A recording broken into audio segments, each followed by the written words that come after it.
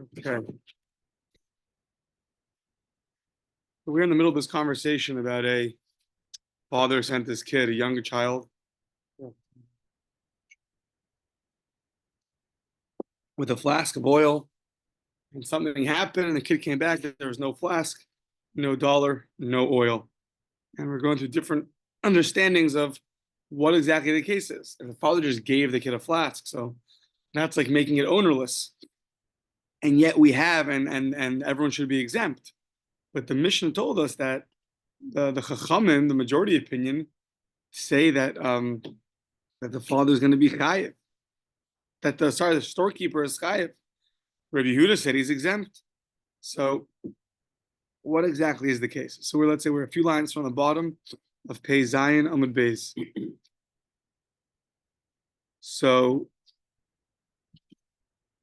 we suggested, we were in the middle yesterday suggesting Amar Rabba Rav Yosef, they both said, Hacha bechenvani mocher tzlochis askina. We're talking about a chenvani who's selling flasks, and this flask in our Mishnah belongs to the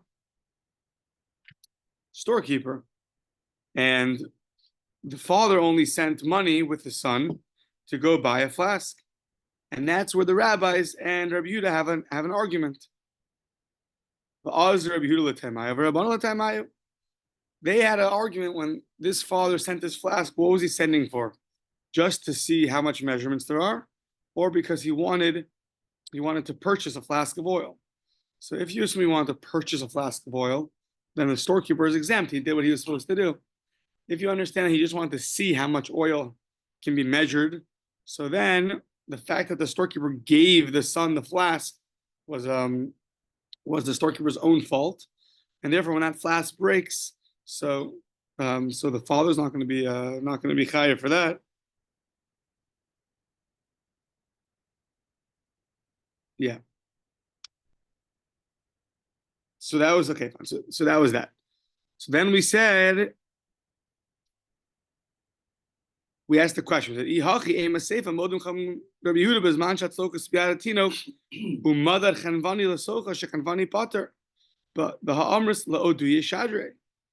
problem was the end of the Mishnah said that if the child is holding the flask and the storekeeper is filling it up, in that case, the storekeeper is going to be exempt. But the Gemara is asking, why should the rabbis agree to Rabbi Yehuda that the storekeeper should be exempt? He just sent him to go see, how much oil can fit into this flask. And then the store owner went and gave the kid a flask, and he filled it up. So we don't understand, according to this understanding, what should be the case where the rabbis are going to agree that the storekeeper is exempt. Why did he give the flask over to the kid? He gave the flask over to the kid, so then you are going to be liable. I mean, it's your loss, not the father's loss. Ella Abaye bar Ovin, so new understanding. Ella, we retract what we previously said. Abaye bar Ovin, Rav Chanina bar Ovin, they both said, Travayo Hachamai Eskina, going to the next Talmud, Kegon Shenatla Limud Ba. What happened was, the Mishnah is talking about, it's not talking about a salesman anymore. Rather, it's talking about he's not selling flasks. He wants to look at it and see how much it could hold. He's taking it just to glance at the measurements of it. So once this storekeeper took the flask to measure how much is inside of it, now there's a machlokas, there's an argument. When he goes and gives it back to the child, is he going to be liable or is he going to be exempt? And this is like the opinion of Ukid the Rabbah. Dama Rabbah in a totally different context. So you have someone, there's a halacha that anytime you see a lost object, so you're not allowed to, turn your eyes away from it. It says, Lo yuchal lehisalim. You actually have to go and return the object. However, there are certain people that it's not necessarily, the pasuk learns out, I believe, befitting for them to go and, bend down and take this lost object. One of those people is a zaken, someone who's older. It's not honorable for him to go do that. So that's the Gemara learns down above Mציעא. So even though he's not obligated to return lost object. But if he saw, let's say, an animal wandering off, and he takes a stick and hits the animal, maybe trying to encourage it or something like that.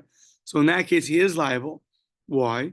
Because he did something to it. It's now swayed. Maybe it swayed more, farther away from its original owner.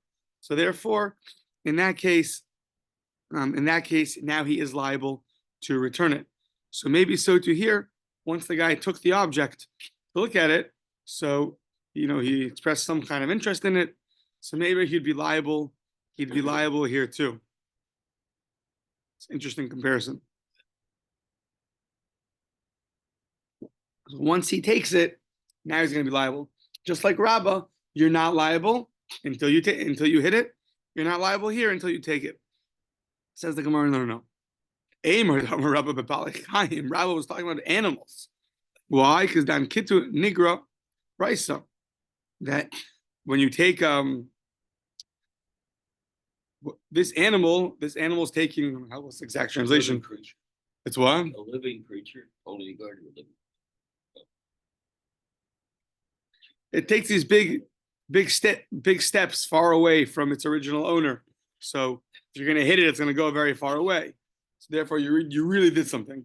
That hit, this animal's going to take big steps and go and stray far away from its owner. However, but Kihai Gavna Mi Amr, he just taking the flask, just look at it for measurement purposes. Oh, that's a nice flask. Oh, cool. This could fit, 6 liters of oil. So that's not as big of an action as our old person who hit this lost animal. So we retract again. New understanding. Ela Marava Ani va'arisha bechabura. Me and the lion in the bunch. That's the way he complimented his buddy. Who is his buddy? Targaminu Umanu Rebbe Zera. The lion in the Chabura, the lion in the group of learners, was referred to as Rebbe Zera. Famously in Shanghai, in the Mir, there were the lions of the Mir. There were 4, 5, 6 great rabbis in the 40s learning in Shanghai. Oh. They were also referred to as the lions of the Mir. So same kind of title. The lion in the group was Rebbe Zera. So Hachab Mayaskinan. What was our case talking about? Kegon Shenatla Lamudba. The store owner took the flask to measure how much oil can fit in this. Lamudba la'acherim. So he's selling things, and he wants to know how much oil can fit into this flask in order to know how much can I sell. So he's selling oil, and he wants to know. He's going to take the flask and just see. He's just borrowing it. He's just borrowing it to see how much oil or wine can go into this flask, so it'll help him in his business. So what's the argument in our Mishnah?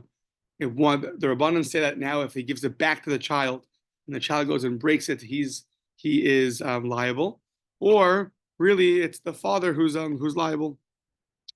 So that's a machlokes ubishoel shlomidas kamifligi.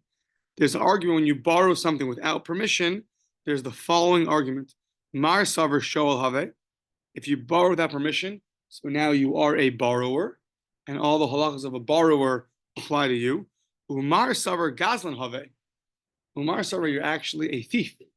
You're considered a thief. To borrow without permission is considered a thief. So if you're considered a thief, so then when you give it back and it breaks, you are liable because we view you as the one who stole the object. If you just viewed as a borrower, so then you're not going to be liable. Once you have taken this object, now the Torah obligates you to the Heishiv Esagzela, to return the lost object.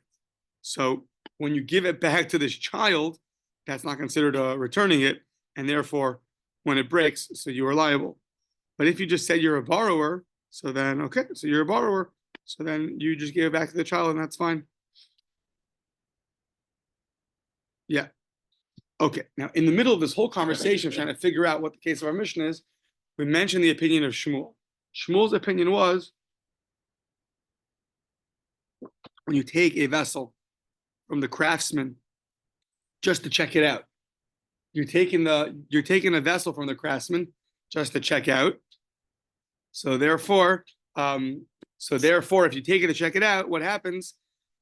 If it's nanas, if an unavoidable accident happens to it, so then you are going to be chayiv. That was the halacha of Shmuel. So you go to let's say a woodworking place, and you see the guy made a beautiful thing, some kind of a beautiful contraption, and you go and you take it from him to look at it. Wow, this is really nice, and you inspect it, and you look at it. You wonder how much it's going to cost you, and all of a sudden something happens, someone bumps into you, and it goes flying out of your hands. So you are chayiv. So says the Gemara, Shmuel only was talking about, it sounds like a big novelty. Shmuel only mentioned this case when you were the kitzi demeha. Kitzi demeha means when you've established a price. When you've established a price, only then what Shmuel says, if you take it to look at it, so then you are now going to be chayiv. Because when you're taking it to look at it, once there's a set price, There is one here. so there's no more books here now. Cole Kollel has, if you want to go to the Kollel, it's 1325 is the Kollel. 1325? Yeah. Where's it at? Just outside by the parking lot, the end of the parking lot. There's also coffee. Yeah, you go over here. 1325. Yeah, 30-second walk. Okay. So when you establish a set price of if the guy knows it says a price tag on it, $20, so then when you take this to look at it, we assume much more that you're actually willing to buy it, and therefore once you take it, you're responsible now, because now you take responsibility for it. The Rashbam points out that we have a similar Gemara in Nedarim, and the Gemara in Nedarim has another qualification where many buyers want this object. It's not just any object. It's many buyers are vying for this object, and you take it to look at it. That's where we say that taking it, now you've acquired responsibility for this object. Therefore, when something happens to it, so you're going to be responsible. Picked it up like it's in. Right? Yeah, exactly. So that's the qualification of Shmuel's halacha. Okay, so now we're going to talk about maybe 3 or 4 more cases about this idea of having set prices. So let's see. So Jared, we are on 88a on the first wide line. First word of the first wide line. Ahu Gavra, that man. Not referring to you, Jared, referring to someone else. Yeah. Ahu, you'll see why. Ahu Gavra, the icy Kari Lefumnara. This guy brought, oh no, maybe it's you. This guy brought gourds to the riverbank. Yeah, like kind of pumpkins. That season's coming up in America, right? The gourd pumpkin season. Oh, we have gourds Rosh Hashanah. Yeah. Some people have gourds, right? So I'm not sure there's a gourd and a pumpkin is, but that kind of vegetable. So the icy Kari Lefumnara, he went and he brought a gourd to the riverbank to sell. He went and he wanted to, you have these people that come with their products, and they go and they start selling them. They're now a vendor. So we have a gourd vendor by the beach, by the riverbanks. And what happened? Everyone got very excited, either for Rosh Hashanah or for other holidays. Yeah. Asu Kule Alma. Everyone came. Shakal Kra. They went and they took a gourd. So he is unexpected. Everyone's taking his gourds. So he said, you know what? That's it. He's a smart guy. Amr lahu arei mukdashan l'shamayim. That's it. They're all going to be sanctified for heaven. Meaning, I'm giving their value to the base of Mikdash, and therefore no one's going to take anymore. So does that work? So Asu l'kamed Rav Kahana. They went to Rav Kahana. They wanted to know. Hold on, we're just holding these gourds. The guy yelled, "They're all going to be holy. What's their status?" Amr lahu ein adam makdish davar shenishlo. Unfortunately, or fortunately, you're not allowed to sanctify something which doesn't belong to you. The Gemara learns it out that it needs 2 qualifications. It has to be yours and currently in your possession. So, I believe. So, therefore, this is not going to be sanctified. V'hani mili hu the kitzi demayhu. So, they took something. So, now we assume it's theirs because they took it. And when they took it and it's theirs, if he goes to sanctify it, it's not going to work. Says the Gemara, when is that true? Hani mili hu de kaitzi demayu. When there's a set price for the gourd. There's a set price for the gourd, and then he took the gourd, so then we assume it's like he took responsibility for it and it's his.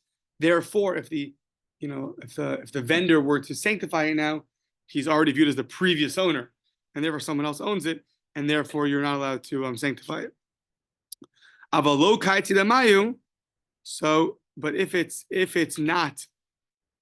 wasn't a set price, just because the guy took it, therefore that does not mean that it's his, and therefore, avalo kaiti the mayer b'shus marayu kaimi b'shaper akdish. So even though it's not physically in his possession, it's in someone else's possession, but it's still viewed as in his possession because he owns it. Right? It doesn't have to be holding it to be in his possession. Right now, you own things that you're not currently holding. So to here, the people took the gourd, and therefore, if you were to sanctify them, they would become sanctified if there was no price on them. But if there was a price, that's the same concept as Shmuel just said. Once there's a set price on something and you take it, so we assume that you are now taking responsibility, you are now acquiring it, and therefore you are liable. Or in this case, the original vendor cannot sanctify it.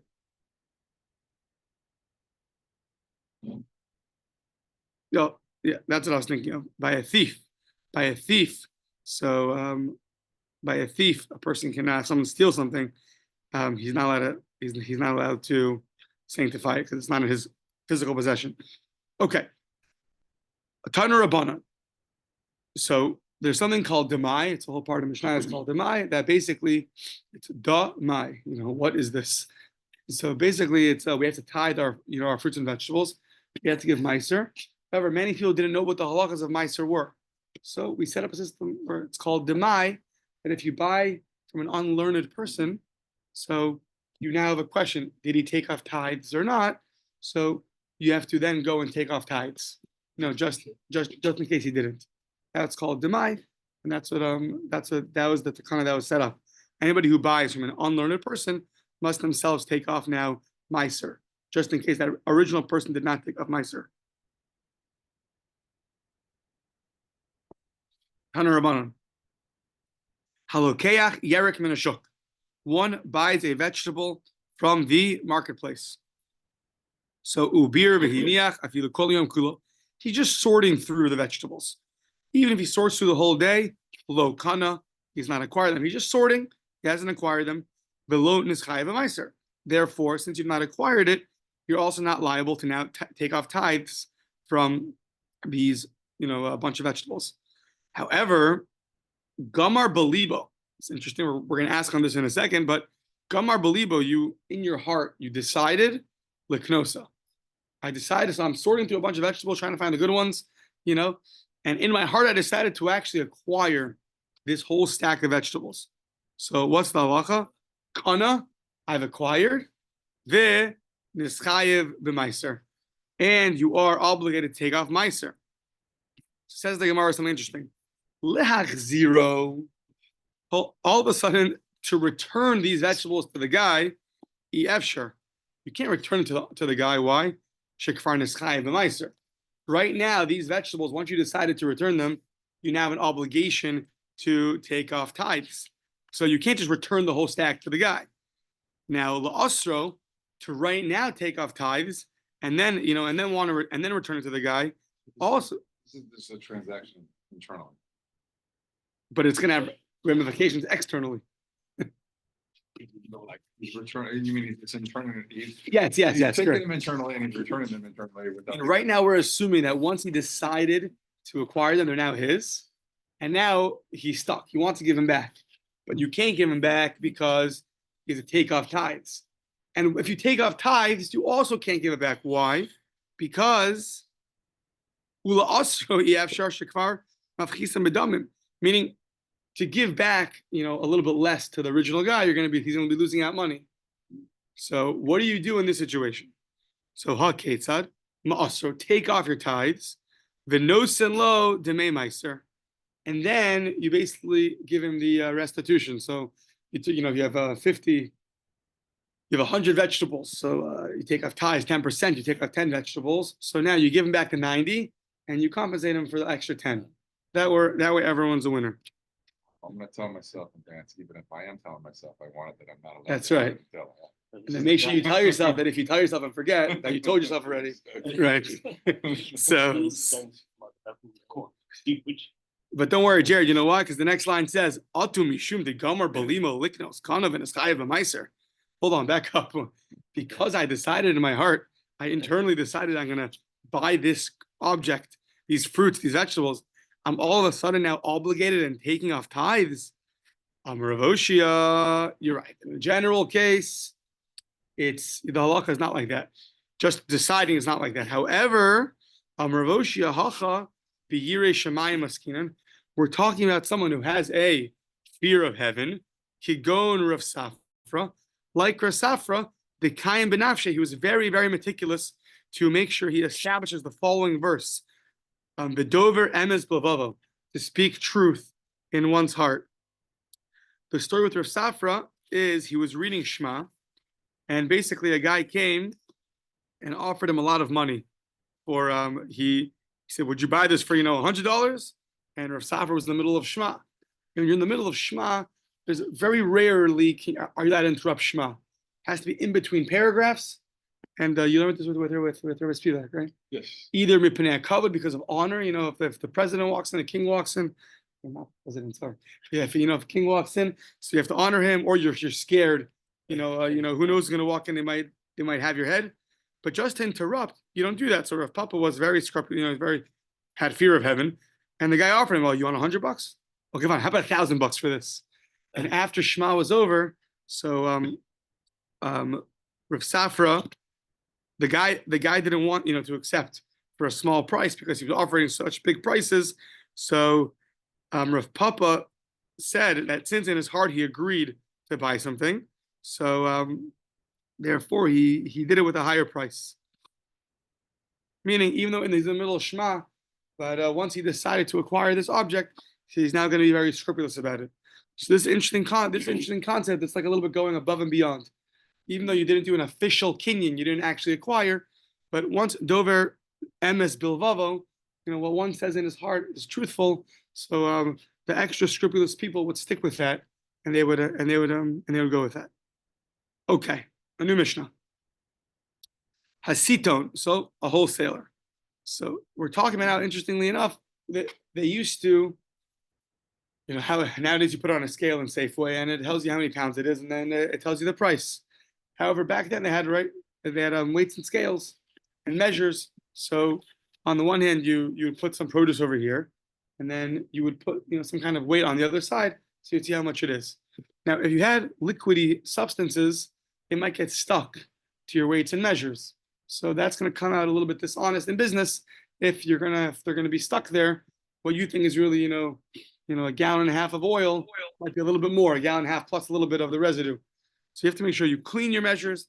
Alternatively, we're going to see that you might have to add a little bit when you're measuring, just on the just on the safe side of the buyer, just add a little bit. So hasiton, so a wholesaler, mekaneach midosav, he has to clean his measures because wine or oil might get stuck to them.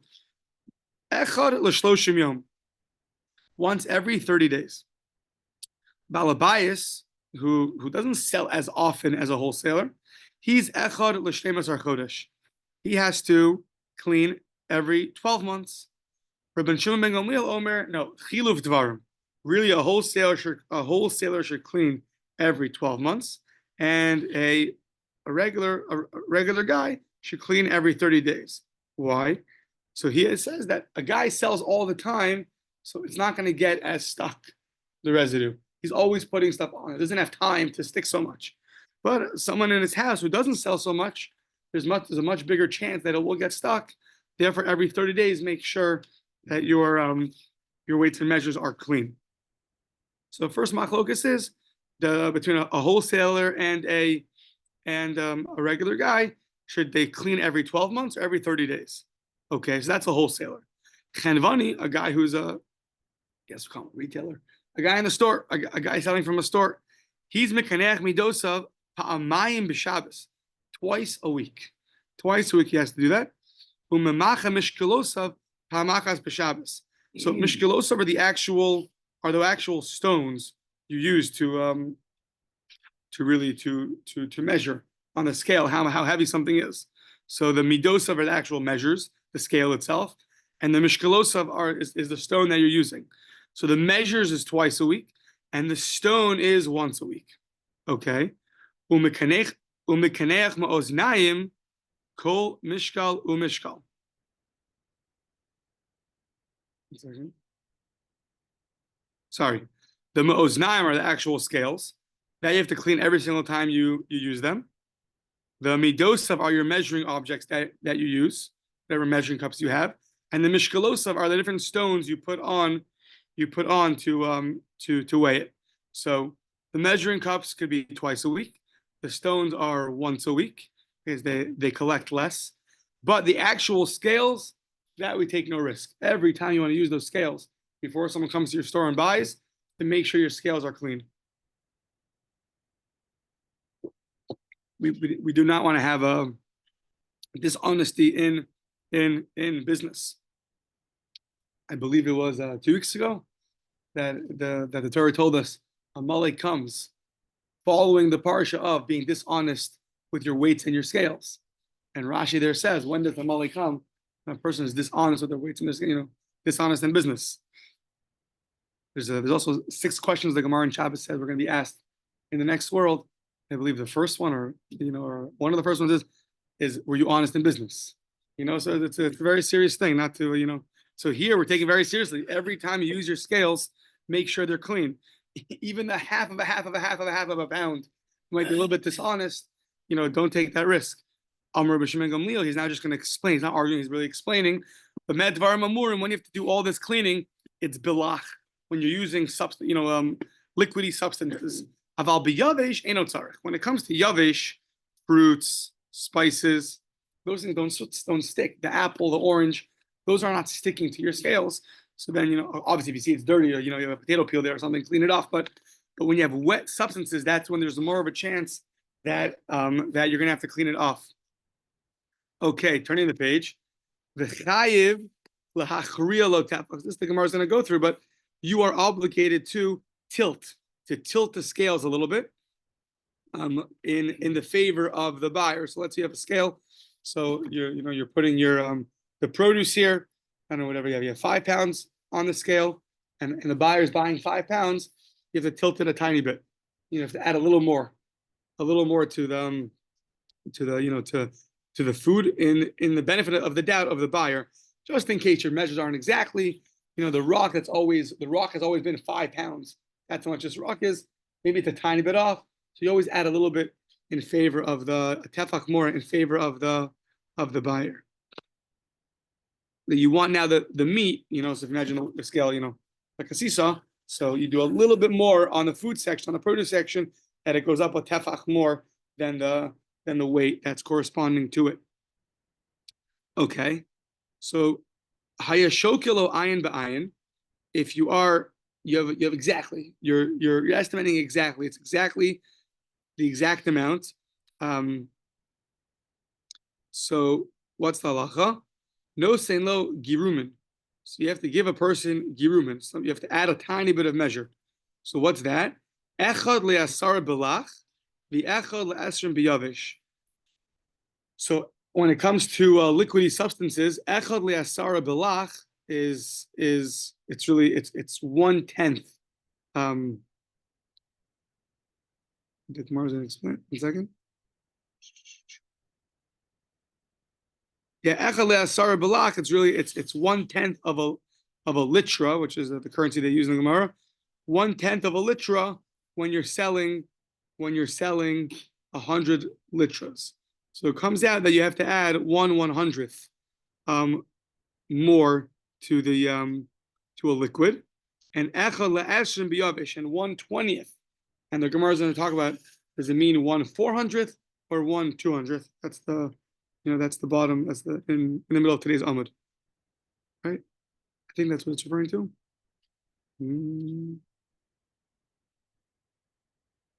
Yeah. Okay. I think the Gemara is going to explain. Fine. Yeah.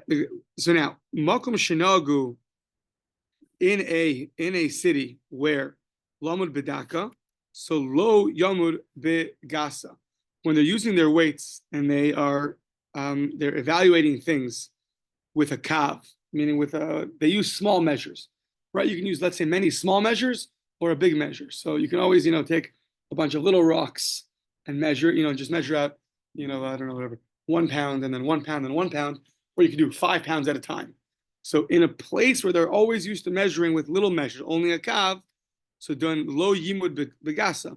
Don't measure with a sa. Why? If you're buying 5 pounds from somebody and you're always measuring 1 pound at a time, whenever you put up 1 pound, you add a little bit more for the benefit of the buyer. So if they're in a place where you do that, and instead of doing 5 little measures, you do 1 big measure, then you only add a little bit to the big measure. So the buyer's going to be losing out because he could be getting, 5 additions, and now he's getting 1 addition. So don't do that. Begasa, if it's in a place where they are measuring begasa with a big measure, so then lo yimud bedaka. So then don't use a small measure, because then you're going to be losing out on the seller. If the seller only adds a little bit 1 time, don't use small measures. He's going to be losing out 5 times. 1 second. Peter's going to die in a second. Yeah. Limchok lo yidgosh and ligdosh lo yimchok. If you're selling things and there's it's always leveled, so don't make it a higher heap of produce. If it's always a higher heap, then don't level it down.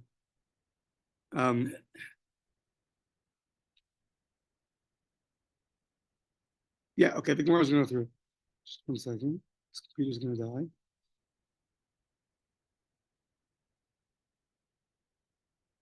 Okay.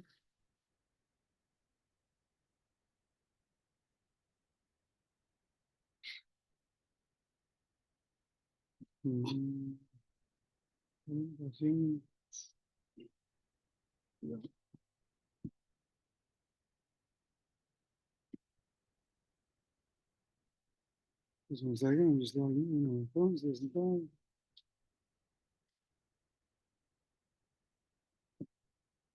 Recording in progress. Okay, we're good. So yeah, so that's the mission. Says the Gemara Manani immediately. How do I know that I have to add weights? I have to add a little bit in the benefit of the buyer. So this is a parsha one or two weeks ago. With 2 weeks ago, Manani immediately Amar Reish Lakish Tamar Kra. Pasuk says Evan Shlema Vatzedek. You see, if that literally means a complete rock, Vatzedek, tzedek, and it should be just. Right? Maybe some say from the word tzedakah. Right? Tzedek, it should be just from a tzedek, innocence. So Evan Shlema Vatzedek. Tzedek mishalcha v'tein lo. Be more righteous. Give a little bit from your own, and give it to the buyer. So we have a biblical obligation to give a little bit more when you're weighing things out, to be on the safe side, and to give the buyer the benefit of the doubt that make sure he's not losing out. So yeah. If that's true, Ema Seifa. Look at the Seifa of the Mishnah. Hayashokelo ayin ba'ayin. Apparently here you didn't give more. You have exactly an even amount. There the Gemara says no sino girumin. You should add this 1/100. So v'ihachrada raisa. If tilting the scales, you always have to tilt the scales, is really a biblical obligation. Heichi yahiv le ayin ba'ayin. How did you ever have an exact measure, ayin ba'ayin? So we said when it's exact measure, then you give the guy an extra 1/100. But how did you have such a case where the scale was exact? The Torah is telling you always tilt the scales. So what's the case where it's ayin ba'ayin? Says the Gemara, you're right. What it means is like this: Ela Reisha, when we said in the beginning, you tilt the scales, that was b'makom shinagu. That was in a place where they tilt the scales. You're not allowed to not tilt the scales. And the chi'itmar de Reish Lakish, that which Reish Lakish said you have to add, that was talking about the seifa. The latter case, when you measure things out, you're in a place where it's not the minhag, it's not the custom to make your scales exactly to tilt your scales. Here they have the scales exactly even. There, Reish Lakish said the Torah tells you that you have to give the guy a little bit more. Shokelo, the chi'itmar de Reish Lakish is seifa itmar. Shokelo ayin ba'ayin. No sin lo girum. And so when your scales are exactly even, so then you have to give the guy an extra 1/100 if it's a liquid, or 1/200 or 1/400 if it's a solid.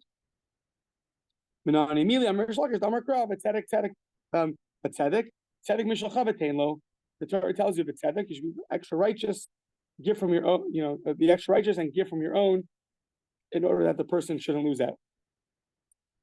The kama girumin. So how much exactly is this tenth of a litra.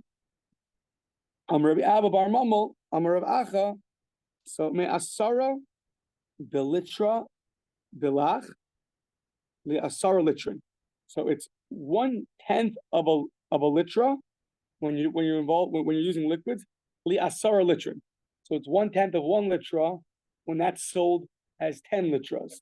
So it's 1/10 of one when there's 10 of them that are sold. So it ends up being 1/100. So basically, in simple language, it's 1/100.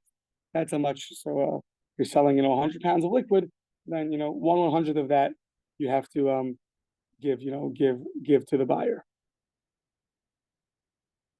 Yeah. Okay, that's very good by a liquid. What about by a solid? So what's esrim biyavish? So we're asking now. When we said 1/10 of when you sell 10, that was 1/100. But now we're saying by a solid, it's when you're selling not 1/10, 1/20th. Is it 1/20th when you're selling 100, and therefore it's going to be 1/200, or is it 1/20th in the same ratio of when you're selling 20, and then it'd be 1/400? We just said 1/20th. 1/20th of what? When you're selling 10 litras, or when you're selling in the same ratio 20 litras? That's the Gemara. The echad me'esrim biyavish le'esrim biyavish is just a ratio. 1/10 when you're selling 1/10 when you're selling 10, and 1/20 when you're selling 20. Odilma echad me'asara li'asara delach u'le'esrim biyavish.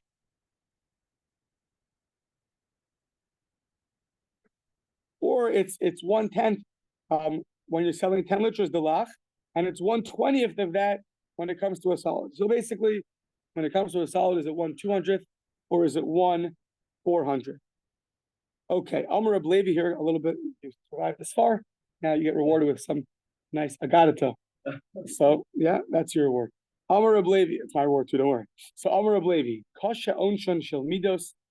How great, how severe is the punishment of not being honest with scales? Yoser, it's greater. May Onshon Shel Arayos. The punishment is greater than having illicit relationships. So I guess if a person is stuck and they have two choices, no, God forbid. But so that guy probably gonna do both. But a person should know the severity of how severe it is. About it's even worse than the punishment of illicit relations. So Shazen Namar Behan the Zenabra Namar Behan Ela. Gemara now says when the Torah says, so in one verse it says he has kola to evos hoel, these abominations, and other pasuk it says ki solvas Hashem kecha kol ose ela. So the word el and the word ela both mean these, but we're assuming now that the word el, we'll see why soon, is harsher than the word ela. So when it says el, that means it's harsher. That's by the measurements, and ela is going to be by the illicit relations. Says the Gemara, "Ma'i mash with the high el kashahu." I know that el is, it's worse than ela, because it says the chsiv es ele haaretz laka. It says in Yechezkel that he took the es ele haaretz laka. Ele means from the very strong ones of the land. The word el implies very difficult, very strong. So therefore, we're saying that it says that by the measurements, it's even worse than by the illicit relationships. Gabi, one second, but Gabi Arayos Nami Haksiv. Gabi Arayos Nami Haksiv Ha'ela. 1 second.